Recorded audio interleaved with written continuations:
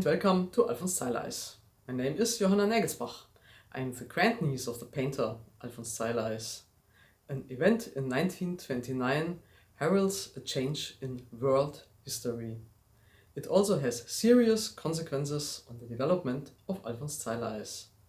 I'll tell you what this event is in this video.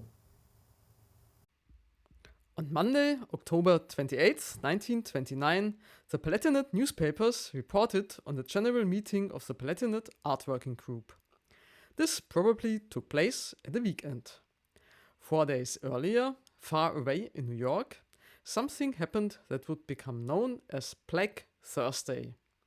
On October 28, 1929, American newspapers report on page 1 about the stock market crash, which is already described on page 1 on October 29, 1929, as the biggest stock market crash in history.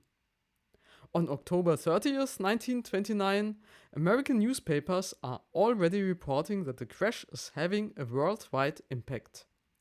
On October 31st, 1929, the New Britain Daily Herald published a chart showing the immense extent of the losses.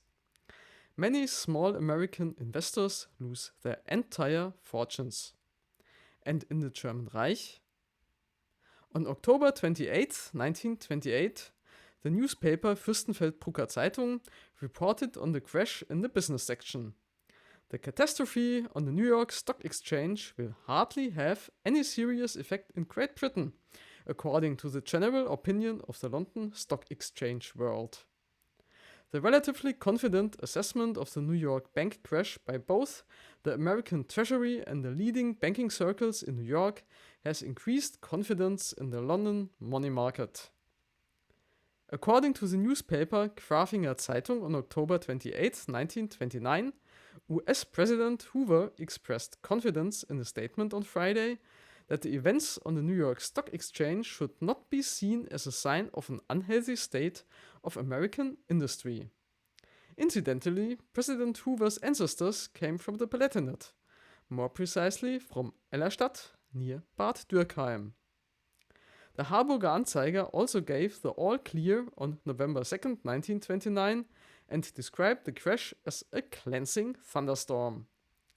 On November 7, 1929, the newspaper Fürstenfeldbrucker Zeitung reported on the bank collapse in America on page 1.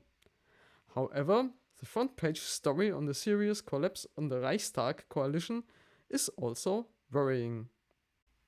On November 29, 1929, the Stock Exchange and Trade section of the newspaper Dresdner Nachrichten reports much more pessimistically about the difficulties in America.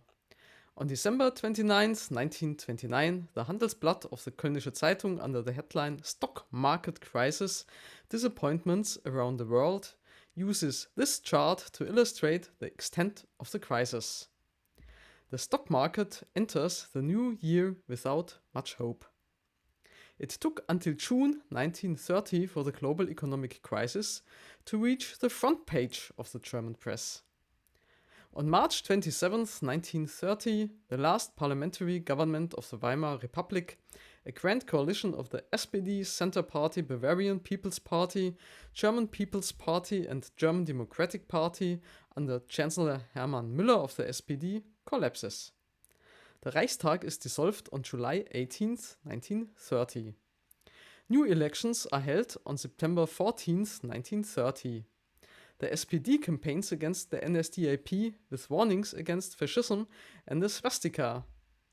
The NSDAP largely dispenses with anti-Semitic propaganda and portrays the prevailing world economic crisis as a plot against Germany.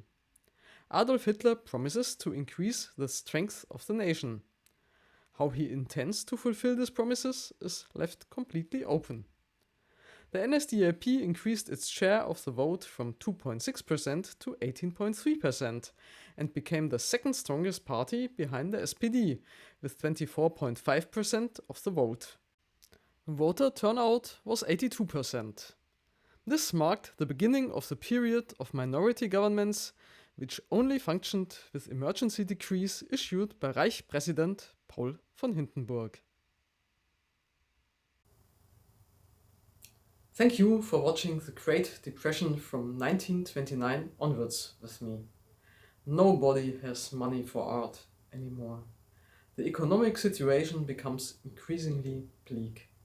Fortunately, Alphonse Stylize does not have to make a living from his art as a teacher. In the next video, we take a look at what life was like in Neustadt in 1929. I look forward to seeing you again.